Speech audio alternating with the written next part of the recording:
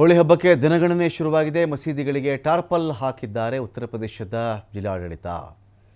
ಅಂದರೆ ಮಸೀದಿಗಳು ದಾರಿಲಿ ಸಿಗ್ತವೆ ಹೋಳಿ ಆಡಬೇಕಾದ್ರೆ, ಅಂಥ ಟೈಮಲ್ಲಿ ಮಸೀದಿಗಳಿಗೆ ಈ ಬಣ್ಣ ತಗಲೋದು ಅಲ್ಲದೊಂದು ಸಂಘರ್ಷಕ್ಕೆ ಕಾರಣವಾಗುವುದು, ಒಂಥರ ಧರ್ಮಗಳ ನಡುವೆ ದ್ವೇಷ ಹಚ್ಚೋದು ಯಾಕೆ ಬೇಕಿದು ಅಂತ ಹೇಳಿ ಟಾರ್ಪಲ್ಗಳನ್ನು ಅಳವಡಿಸಲಾಗಿದೆ. ಇಲ್ಲಿ ಉತ್ತರ ಪ್ರದೇಶದ ಶಹಜಾನ್ಪುರ ಜಿಲ್ಲಾಡಳಿತ ಆದೇಶವನ್ನು ಮಾಡಿದೆ. ಇಲ್ಲಿ ಪ್ರಸಿದ್ಧ ಜೂಟಾಮಾರ್ ಹೋಳಿ, ಈ ಭಾಗದಲ್ಲಿ ಜೂಟಾಮಾರ್ ಹೋಳಿ ಅಂತ ಆಚರಣೆ ಮಾಡ್ತಾರೆ.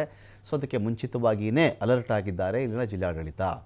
60ಕ್ಕಿಂತ ಹೆಚ್ಚಿನ ಮಸೀದಿಗಳನ್ನು ಟಾರ್ಪಲ್ ಹಾಕಿ ಮುಚ್ಚಿಬಿಟ್ಟಿದ್ದಾರೆ. ಇಲ್ಲಿ ಈ ಹೋಳಿಯ ದಿನ ಉತ್ಸಾಹಭರಿತ ಮೆರವಣಿಗೆ ಆಗುತ್ತೆ. ಹಬ್ಬದ ವೇಳೆ ಅಕಸ್ಮಾತ್ ಮಸೀದಿಗಳಿಗೆ ಯಾರೋ ಬಣ್ಣ ಎರಚಿಬಿಟ್ರು, ಆಗ ಗಲಾಟೆ ಆಗುತ್ತೆ. ಅದನ್ನು ತಪ್ಪಿಸ್ಬೇಕು ಅಂದರೆ ನಾವು ಮೊದಲೇ ಅದಕ್ಕೆ ಟಾರ್ಪಲನ್ನು ಹೊದಿಸಿರ್ತೀವಿ ಅಂತ ಹೇಳಿ ಜಿಲ್ಲಾಡಳಿತ ಹೇಳಿದೆ. ಧಾರ್ಮಿಕ ಮುಖಂಡರ ಜೊತೆಗೆ ನಿರಂತರವಾಗಿ ಸಮಾಲೋಚನೆ ನಿರ್ಧಾರ ಮಾಡ್ತಾ ಇದ್ದಾರೆ. ಯಾವುದೇ ಕಾರಣಕ್ಕೂ ಅಹಿತಕರ ಘಟನೆಗಳಿಗೆ ಎರಡೂ ಸಮುದಾಯಗಳ ಧಾರ್ಮಿಕ ಮುಖಂಡರು ಅವಕಾಶ ಕೊಡಬಾರದು ಅಂಥೇಳಿ ಒಂದು ಅತಿ ವಿಶಿಷ್ಟವಾದಂಥ ಸಂಪ್ರದಾಯ ಇಲ್ಲಿ ಹೋಳಿ ಸಂಪ್ರದಾಯ.